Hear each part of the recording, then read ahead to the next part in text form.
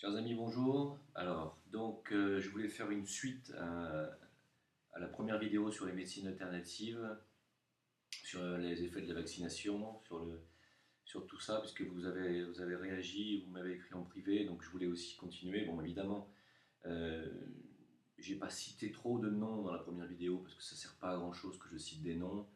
Euh, En ce qui concerne les plans de vaccination, évidemment, on a nos chers ministres bienveillants, n'est-ce pas, pour la population française, qui nous ont gratifié d'une vaccination massive contre la grippe mexicaine, cette fameuse grippe, je ne sais plus si c'est la H1N1 ou H5N1, je ne me rappelle même plus maintenant. Euh, Quand c'est pas la grippe aviaire, c'est la chikungunya. Quand c'est pas la chikungunya, c'est la grippe H5N1 ou H1N1. Merci à Madame Bachelot, évidemment, qui elle-même travaillait avant d'être ministre était commerciale pour l'un de ses laboratoires. Je crois qu'elle était chez Adventis. Hein. Bon, je me rappelle même plus, je préfère oublier ce genre de détails parce que pour moi, c'est tellement une évidence la connivence entre la politique et les lobbies quels qu'ils soient, et surtout en France, les lobbies pharmaceutiques. En France et aux États-Unis, c'est vraiment c'est une mafia abominable. Et je le dis, c'est une véritable mafia, c'est une mafia politico-médicale euh, à laquelle sont soumis les médecins qui souvent ne, ne sont pas complices de cette mafia. Souvent, on les a formés à vendre tel médicament pour tel symptôme, on leur dit de vendre ça. Ils n'ont pas spécialement de formation euh, différente. Ils ne sont pas spécialement, je veux dire, ils sont pas spécialement coupables quand ils vous vendent des médecines chimiques euh, dont ils savent très bien qu'il va y avoir des effets secondaires parfois désastreux. Il y a des antibiotiques qui laissent des traces dans les organismes pendant des années.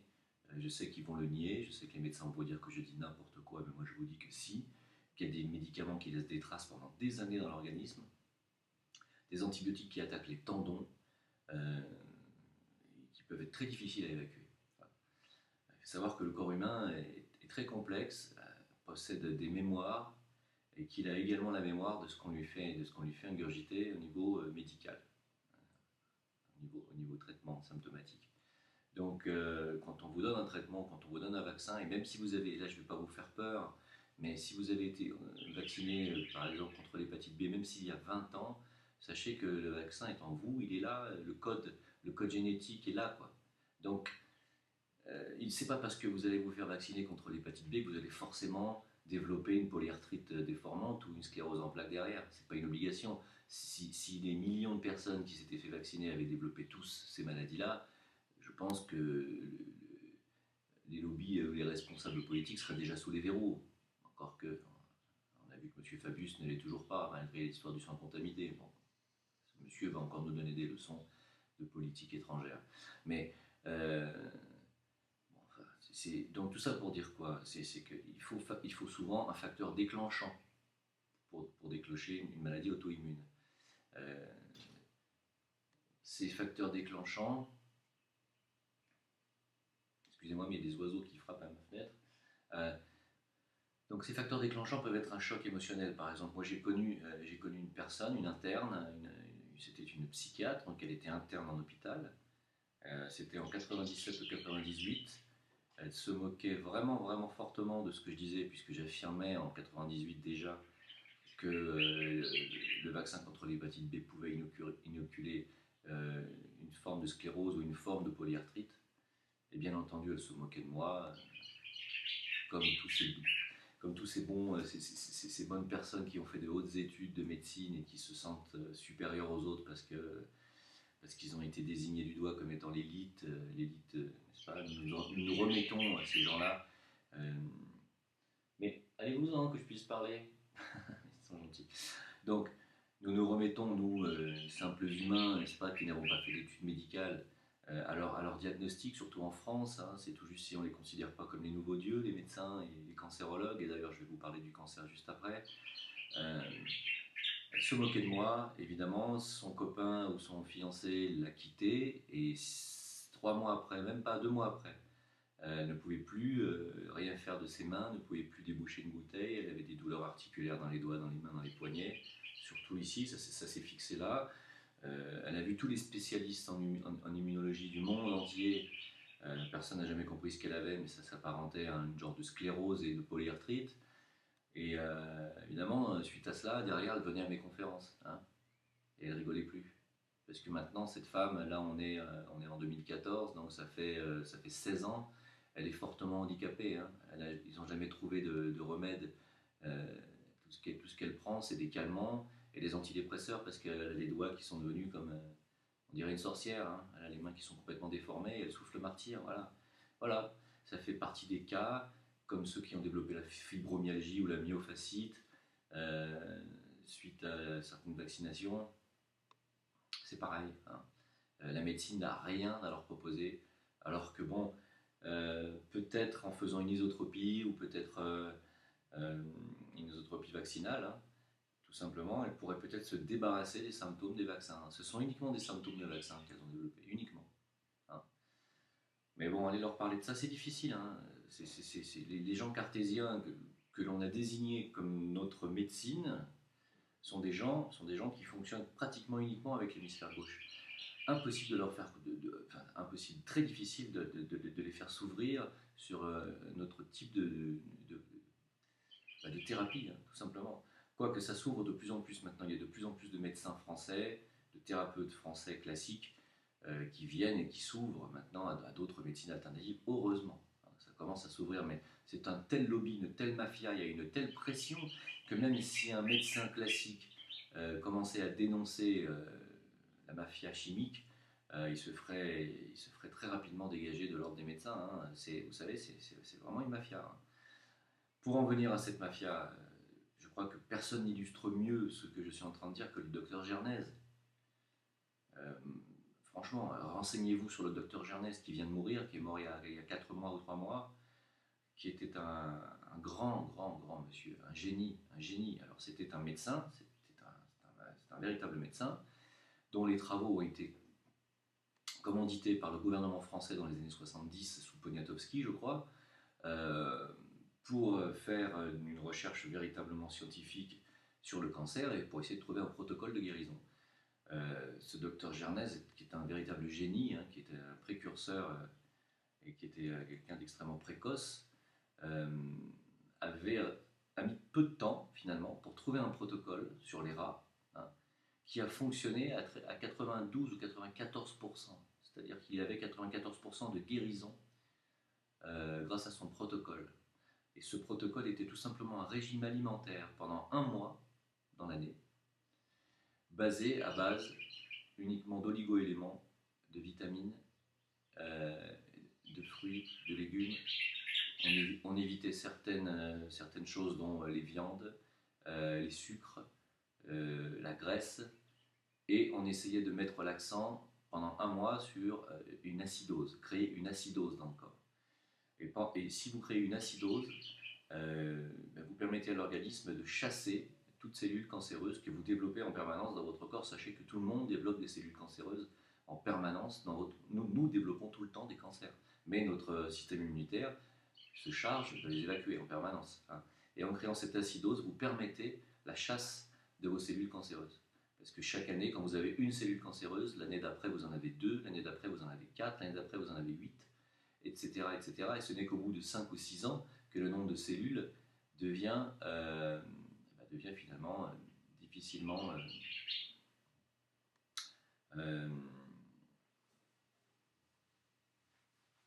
qui deviennent difficiles de les évacuer. Voilà. Donc, ce docteur Gernez avait trouvé ce protocole de guérison avec 94% de réussite. Et quand le ministre de la Santé, M. Poniatowski, a eu vent de ces résultats, il a tout de suite dit, on va les communiquer au peuple, on va tout de suite dire aux Français de faire ce protocole. 94%, c'est quand même assez inespéré. Et il a eu affaire aux hauts fonctionnaires, n'est-ce pas, aux énarques et aux hauts fonctionnaires, et qui sont en rapport évidemment avec les lobbies pharmaceutiques et qui ont tout de suite dit pas question. Et à l'heure actuelle, et depuis tout ce temps, on nous vend des saloperies de chimio pour le cancer, dont le chiffre, je ne sais pas si vous le savez, le chiffre de guérison officiel par l'OMS, hein, l'Organisation mondiale de la santé, reconnaît le chiffre de guérison grâce à la chimiothérapie aujourd'hui qui est de 4%.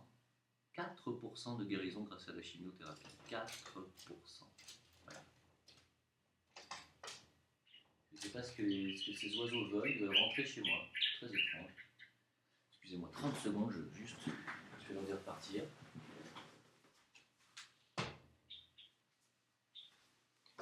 Je crois que ce sont des mésanges. Alors peut-être elles ont peut-être un message à nous donner. 4% de guérison par la chimiothérapie. Voilà. Alors, bon, je ne dis pas que si un jour vous connaissez quelqu'un qui a un cancer dans votre entourage, ou si vous-même vous en avez, je ne peux pas vous dire de ne pas faire de chimiothérapie. Je n'ai pas le droit de dire ce genre de choses. Je pourrais être poursuivi pour ça. Toutefois, moi, personnellement, je ne le ferai pas. Pas question. J'ai vu trop de personnes mourir à cause de ça autour de moi. J'ai vu mon beau-frère, j'ai vu beaucoup d'amis mourir en très peu de temps, alors qu'ils se portaient comme un charme juste avant qu'on leur diagnostique leur cancer. Et à partir du moment où ils ont attaqué leur protocole chimiothérapique, ça y est, maintenant j'ai des tourterelles. Qu'est-ce qui se passe là? Je ne sais pas, c'est très étrange.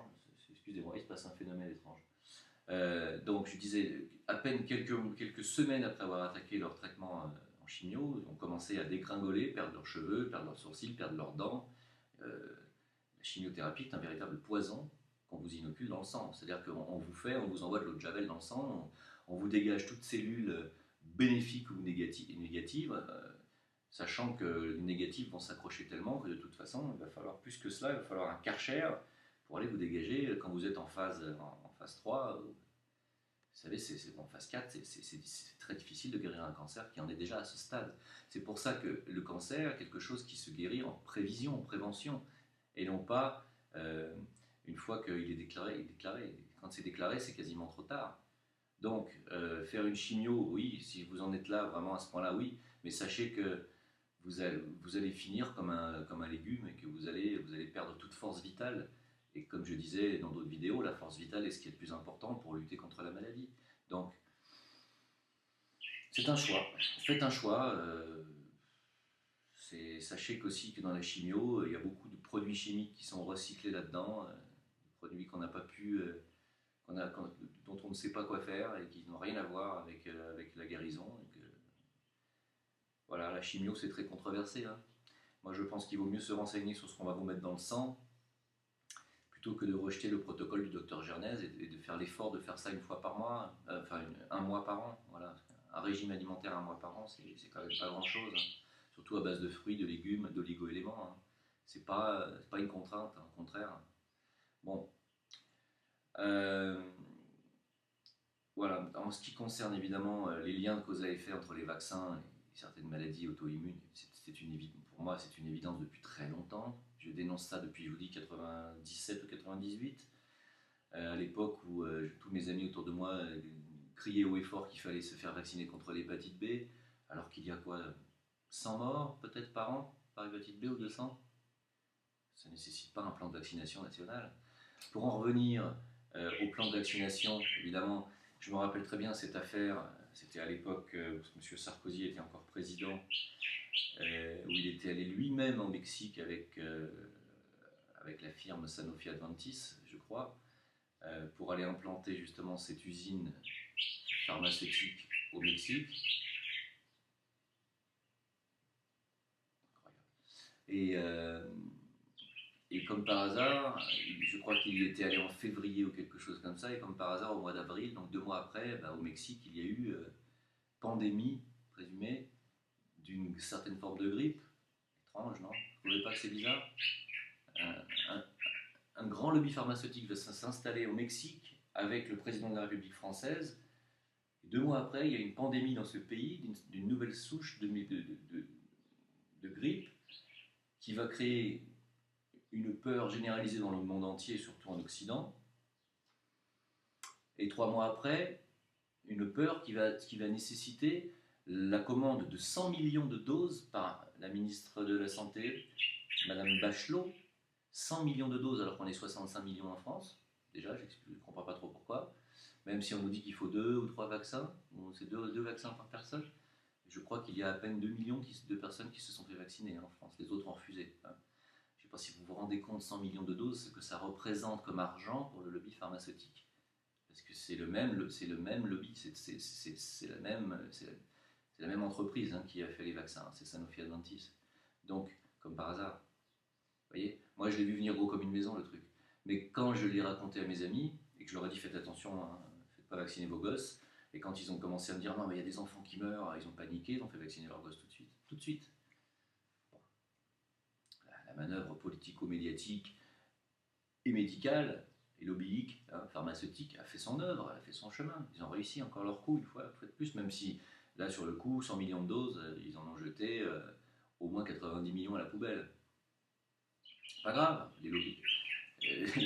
L'usine a touché son argent, l'usine qui a fabriqué ces vaccins a touché leur argent. C'est ça, c'est comme ça que fonctionne le monde. Sachez que le docteur Gernez a été quand même consigné au silence, hein, malgré son protocole de 94% de guérison approuvé par le ministre de la Santé de l'époque. Malgré cela, il a été consigné au silence. On lui a dit de se taire, alors qu'il a aussi trouvé des protocoles sur la myopathie, sur d'autres maladies auto-immunes. Moi, je vous conseille de regarder sa vidéo sur YouTube, Dr Gernez, le scandale du siècle. Allez-y regarder, il explique lui-même de quoi il a été victime après, des lobbies, comment il a été obligé de se taire, et comment ce monsieur qui était un génie a dû se taire jusqu'à récemment, où il a fini par tout avouer, puisque bon, à son âge avancé, il n'avait plus rien à perdre. Il a tout dit, tout balancé, et il a été décoré par l'ordre des médecins. Il a eu une décoration spécifique parce que c'est un génie. Hein, il a été décoré par les médecins eux-mêmes, il a été reconnu par ses pairs. Pourtant, est-ce que votre médecin traitant vous parle du protocole Gernez? Est-ce qu'on en parle à la télé? Est-ce qu'on reconnaît ses travaux? Toujours pas. On continue de vous dire qu'il faut donner tous les ans au Téléthon, à la recherche pour le cancer, etc. Et qu'est-ce qu'on a fait de l'argent pour le cancer? Qu'est-ce que M. Krause-Marie avait fait pour le cancer? Pendant 20 ans, il a détourné cet argent pour son usage personnel. Ça me fait rire, mais c'est pas drôle. Hein. Quand vous donnez au Téléthon, sachez que ça sert à rien. Ah, pardon, hein, ça ne sert strictement à rien du tout. À rien du tout. Tout cet argent pourrait être utilisé beaucoup mieux dans d'autres choses, hein, dans des maladies, dans des médecines alternatives. Hein. Tout cet argent donné au Téléthon ne sert à rien. On ne peut pas guérir la myopathie. On ne peut pas guérir ces maladies une fois qu'elles sont déclarées. C'est avant qu'elles se déclarent qu'il faut les prévenir. Hein. C'est pour ça qu'il y a aussi Michel Dogna. Je vous conseille d'aller sur le site de Michel Dogna, D-O-G-N-A, et même éventuellement de lire ses livres. Je crois que c'est Prendre sa santé en main, tome 1 et tome 2. Je vous les conseille. C'est encore un monsieur qui est un médecin, hein, qui a suivi la voie classique des médecins et qui s'est dégagé de ces voies-là parce qu'il s'est rendu compte de la supercherie. Il y a des médecins aujourd'hui qui reconnaissent que la vaccination a créé beaucoup de torts et qu'elle ne doit pas être comme ça massive, obligatoire. Renseignez-vous, Michel Dogna, Dr Gernez, Monsieur Casanova, Thierry, même si aujourd'hui tout le monde me dit qu'il est controversé, ici il est controversé, c'est parce qu'il est dans le vrai. Essayez de comprendre ça aujourd'hui. Toutes les valeurs sont inversées. Toutes les valeurs sont inversées aujourd'hui. Tout est inversé. Si on vous dit que quelqu'un est une ordure, c'est que fatalement cette personne est bien. Quand j'entends M. BHL dire que M. Dieudonné est une crevure qui n'a pas payé ses impôts, c'est un bandit, il a dit qu'il avait détourné de l'argent. Mais M. Dieudonné est un artiste qui a son public, qui a des millions de personnes qui viennent le voir et lui achètent ses vidéos, et fatalement il gagne de l'argent. Et le fisc vient de lui rembourser 200 000 euros récemment. Comment est-ce qu'une ordure, quelqu'un qui ne paye pas ses impôts et machin, pourrait recevoir un chèque de 200 000 euros du fisc français? Mais ça, personne ne va le dire. Par contre, M. BHL a fait des milliards hein, sur le bois africain. Bon, personne ne le dit. D'où il sort sa fortune, ce mec? C'est censé, lui, être un philosophe et il est milliardaire. Et aujourd'hui, il est influent sur le gouvernement, sur notre président, et il dit où et quand l'armée française doit aller frapper. Mais qu'est-ce que c'est que ce mec?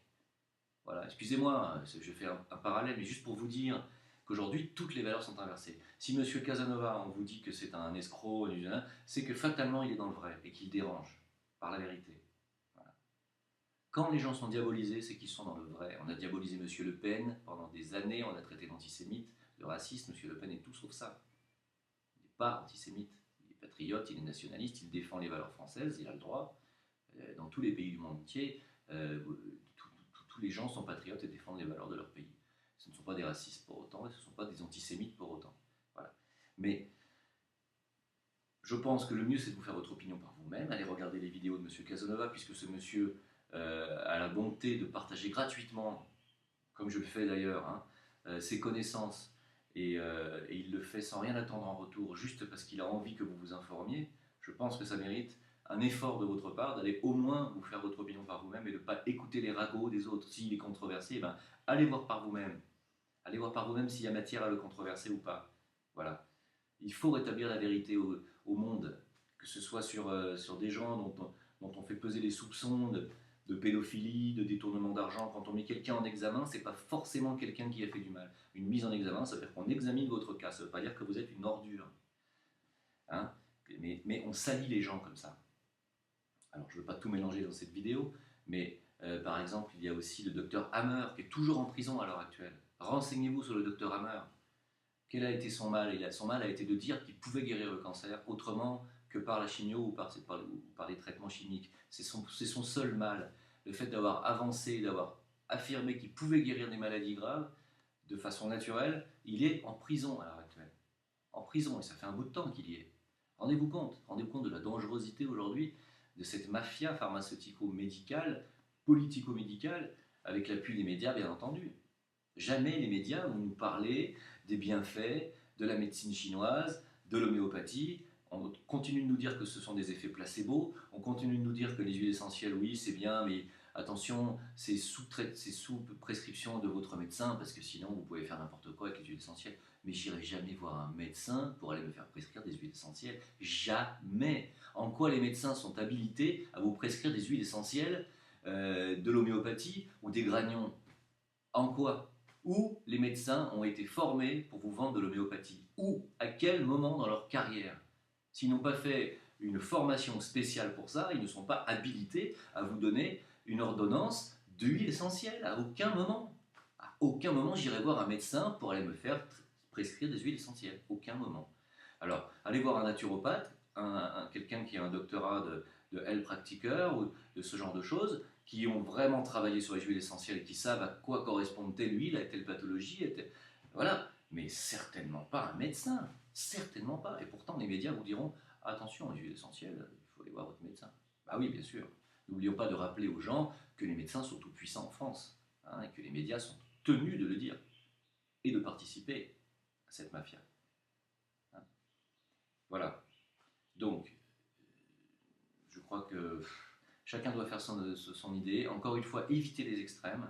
Quand je vois qu'il y a des gens qui évitent la vaccination à 100% ou les antibiotiques à 100%, comme vous voulez. Moi, je pense qu'il ne faut jamais faire les choses à 100%, qu'il faut toujours laisser une porte ouverte, que si votre enfant ou vous-même, encore une fois, je le répète, si vous vous coupez avec un morceau de ferraille bien rouillé et que vous commencez à développer une infection, je vous conseille vite d'aller voir si votre rappel sur le tétanos c'est encore valable, parce que vous pouvez y perdre un bras, une jambe. Non. La vaccination, ça peut fonctionner. Et comment fonctionne l'homéopathie? Est-ce que vous savez comment fonctionne l'homéopathie? J'ai oublié de le dire dans la première vidéo. L'homéopathie, c'est un vaccin. Une isotropie urinaire, c'est un vaccin. Savez-vous qu'une isotropie urinaire ou placentaire sont interdites en France? Comment je le sais? Je le sais parce que j'ai voulu faire une isotropie urinaire à ma femme, qui a eu une myofasciite suite à une vaccination, et que je l'en ai débarrassé, pas avec l'isotropie urinaire, mais aussi avec d'autres moyens, d'autres thérapies. J'ai aussi suivi le protocole de Michel Donia et d'autres choses que j'avais faites moi-même. Enfin, j'ai fait ma petite tambouille et j'ai réussi à la sortir de là comme ça. Et aussi parce que cette vaccination avait réveillé en elle la maladie du baiser, trou de mémoire ce matin, la mononucléose. Voilà. Parce que les vaccins peuvent vous réveiller des maladies que vous avez eues, alors que vous n'êtes pas censé les rééditer. Il faut savoir qu'une mononucléose ou une hépatite A, si vous l'avez eu à l'âge de 18 ans ou 20 ans, À 40 ans, vous pouvez la redévelopper. La mononucléose, c'est idem. Hein. Quand on vous dit non, vous l'avez eu, vous ne pouvez pas la revoir, si, vous pouvez la revoir. Si il y a quelque chose qui se passe dans votre organisme, comme une vaccination, ou un choc, ou une rupture émotionnelle, ou la perte de quelqu'un, ou un accident, ou une peur, un stress, vous pouvez redévelopper une maladie. Donc, pourquoi je vous dis ça? Parce que j'ai voulu faire une isotropie et qu'à un moment donné, on pouvait commander des isotropies dans certains laboratoires, dont le laboratoire Donia, le laboratoire de M. Donia. Et j'ai eu sa fille personnellement au téléphone qui m'a dit « Je ne peux pas faire votre isotropie urinaire parce que c'est interdit en France, comme tout ce qui marche. » Voilà ce qu'elle m'a dit texto. Tout ce qui fonctionne en France et tout ce qui marche est interdit. Voilà. Aujourd'hui, si vous voulez des hautes dilutions homéopathiques à plus de 100 000, à 100 000 cas ou 10 000 cas, vous êtes obligé de les commander soit à l'étranger, soit il y a un seul laboratoire, c'est le laboratoire des Archers en France, et il n'y en a qu'un seul. Vous ne pouvez pas avoir des doses corsacoviennes très diluées qui vont aller le plus en profondeur possible et qui sont finalement les plus efficaces pour les maladies lourdes. Hein. Alors comment fonctionne le vaccin? Comment fonctionne l'homéopathie, pardon? L'homéopathie fonctionne comme un vaccin, c'est-à-dire que en fait, si je prends cette bouteille, hein, je vais lui mettre une goutte de mononucléose, par exemple du virus mononucléose Epstein-Barr. Le nom c'est Epstein-Barr de la mononucléose. Je vais lui mettre une goutte, une molécule de virus. Je vais mettre 10 centilitres d'eau. Je vais secouer fortement. Je vais vider complètement le flacon. Complètement. Je vais remettre 10 centilitres d'eau. Voilà une dilution homéopathique 1CH. 1. Si je recommence 10 fois l'opération, ou 5 fois, au bout de 5 fois c'est du 5CH, alors il n'y a plus rien, il n'y a plus de virus dans la bouteille puisque ça a été rincé. Mais vous savez que l'eau garde la mémoire énergétique. Hein. Le docteur Emoto, ce japonais, l'a suffisamment prouvé. L'eau garde la mémoire. Et donc, une fois que c'est dilué, et même si c'est encore dans les quelques particules d'eau qui restent à l'intérieur de ce récipient, il va rester la mémoire du virus que j'y ai mis avant. Et cette mémoire va être active, en fait, plus vous allez diluer, plus la dilution va être importante, plus ça va aller travailler en profondeur chez vous, c'est-à-dire dans l'énergétique. Vous savez que nous sommes des êtres énergétiques. Et que plus la dilution est haute, plus le traitement homéopathique est efficace. C'est incroyable, ça fonctionne comme ça. Et je peux vous garantir que ça fonctionne. Hein. Car finalement, au final, ma femme a été littéralement guérie et débarrassée de tout symptôme une fois qu'elle a pris ses doses homéopathiques de la mononucléose, c'est-à-dire les Epstein-Barr. Elle a pris une dose de 10 000 cas, puis de 100 000 cas, et au bout de 2 mois, elle n'avait plus rien, et elle n'a plus, à ce jour, ça fait 1 an maintenant, jamais eu aucun symptôme, ni de la myofascite, ni de ce virus Epstein-Barr. Voilà. Donc ça fonctionne, hein, ça fonctionne très bien, et en France, c'est interdit. Voilà, sachez-le. Et donc faire une isotropie urinaire, c'est faire une homéopathie à base de votre propre urine. Sachez que l'urinothérapie fonctionne très bien, c'est comme un auto-vaccin, hein. On va se vacciner avec sa propre urine. Sachez que votre urine ne contient pas d'excréments ou de déchets. L'urine est uniquement le surplus de vitamines et d'oligo-éléments qu'il y a dans votre organisme que vous n'avez pas pu assimiler. Hein. Donc l'urine, quand elle est, évidemment pas quand elle est croupie, mais quand elle est bue immédiatement, elle n'est absolument pas nocive pour votre organisme. Il ne faut pas en boire 3 litres, mais si vous en buvez 5 centilitres, ça ne peut que vous faire du bien. Ça fonctionne comme un vaccin. Voilà. Ça va vous débarrasser de toutes les cochonneries que vous avez. Les eczémas, tout ça, etc. Personnellement, je ne le fais pas parce que ça me dégoûte un peu. Mais faire une isotropie urinaire, c'est-à-dire vous prenez un peu de votre urine, vous la mettez au fond d'une bouteille, dans un flacon propre, qui a d'abord été nettoyé à l'alcool 90, si vous arrivez à trouver encore de l'alcool 90, parce qu'on n'en trouve plus, vous savez que c'est pas un hasard, on n'en trouve plus parce qu'ils ne veulent pas qu'on fasse nos traitements nous-mêmes. Hein. Donc, bon, prenez de l'alcool modifié, de l'alcool 70 par exemple, faites nettoyer bien votre flacon, mettez un peu de votre urine dans ce flacon et faites le protocole 9 fois. Et vous avez une dilution 9CH de votre urine, vous avez ce qu'on appelle une homéopathie, une isotropie urinaire avec votre propre urine que vous pourrez ensuite, avec un compte-gouttes, prendre 10 gouttes par jour pendant 3 semaines. Alors il faut mettre un peu d'alcool dans votre solution finale. Au bout de la 9e dilution, mettez un peu d'alcool pour que ça se conserve.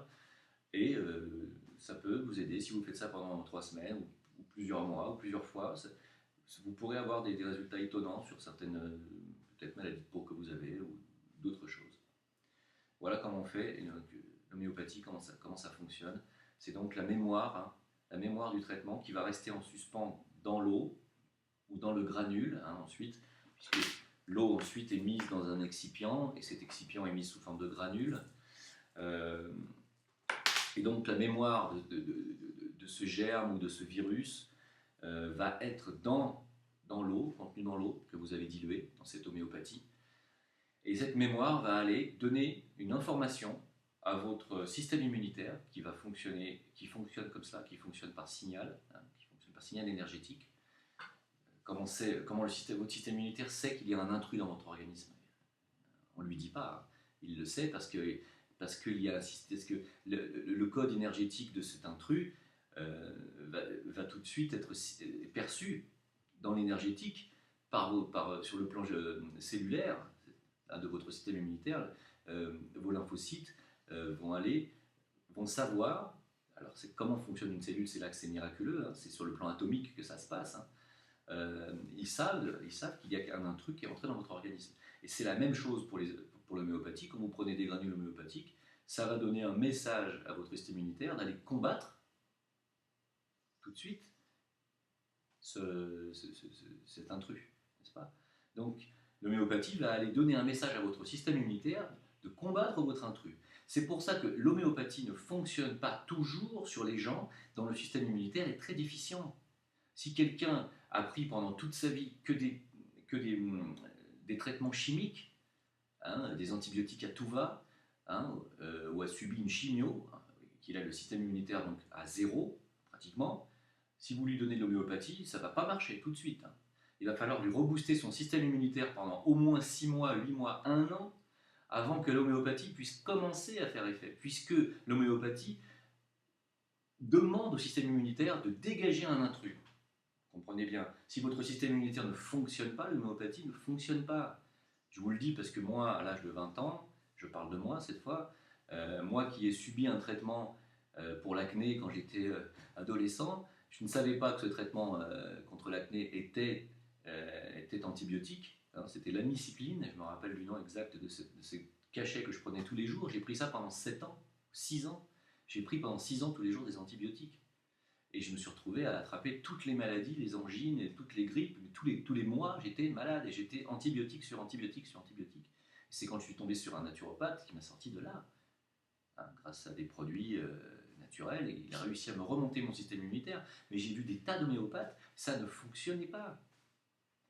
En réalité, mon système immunitaire était complètement raplapla. Et votre système immunitaire dépend des intestins et des reins et de vos glandes surrénales.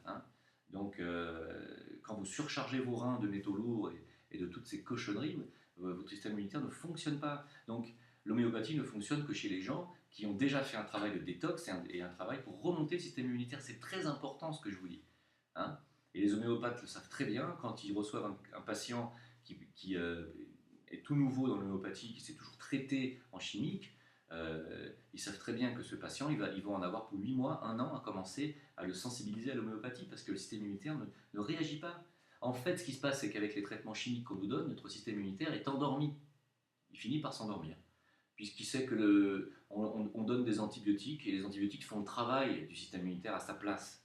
Les antibiotiques vont aller c'est un genre de chimiothérapie, l'antibiotique. On va vous dégager tout ce qu'il y a, y compris vos défenses, et vos défenses sont endormies. C'est pour ça que après, vous attrapez n'importe quoi et que vous n'avez plus la force intrinsèque de vous défendre.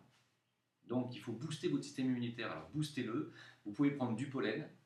Le pollen est un formidable booster du système immunitaire. Vous pouvez prendre bien entendu de la vitamine C. Prenez de la vitamine C naturelle, j'insiste, de la cérola. Hein. Si le mieux, c'est de manger 3 kiwis bio par jour ou un jus de 3 citrons par jour. Sachez que le citron n'est pas acide, contrairement à ce que l'on croit. Il est acide à l'extérieur, mais il est alcalin à l'intérieur. Hein. À l'inverse de l'orange, hein, qui est sucré et qui est acide à l'intérieur, ou des produits laitiers. Les produits laitiers sont de l'acide pur et simple. Hein. Donc, il faut prendre de la vitamine C naturelle. Pourquoi? Parce que les molécules naturelles, quand on leur met de la lumière polarisée, c'est-à-dire de la lumière solaire, les molécules tournent dans le sens inverse des aiguilles d'une montre, comme la planète Terre, comme vos cellules. Vos cellules, vos molécules tournent dans le sens inverse. Elles ont un sens de rotation et c'est le sens de la planète. Hein. Ça, c'est une information importante que je vous livre là. Elles tournent dans le sens inverse des aiguilles d'une montre, alors qu'une molécule de vitamine C chimique va tourner dans le sens des aiguilles d'une montre. Ce qui fait qu'elle va être beaucoup moins assimilable par vos cellules et que vos cellules vont être obligées de faire un effort pour essayer de l'assimiler. Et en réalité, vous ne l'assimilerez pas. Vous allez avoir un apport de vitamine C dans l'extracellulaire, mais pas dans l'intracellulaire. Donc il faut prendre des vitamines C naturelles dont les molécules tournent dans le sens de rotation de vos cellules et de vos molécules à vous pour être assimilables immédiatement. Vous voyez, c'est très important de se soigner avec des choses naturelles. Hein. Nous ne sommes pas des êtres comme ça qui pouvons nous contenter de manger, d'avaler n'importe quoi, et hop, c'est bon, on prend un aspirine, c'est fini. Non, non, non, non, non, non, non, c'est beaucoup plus complexe que ça. Nous sommes faits de cellules qui sont des cellules intelligentes, qui fonctionnent. Et je viens de faire et là, je fais une vidéo de 36 minutes maintenant. Donc je vais être obligé d'arrêter. Et s'il faut continuer ce sujet, on fera une troisième. J'attends vos réactions et vos messages. Je vous remercie beaucoup. À très bientôt pour une autre vidéo.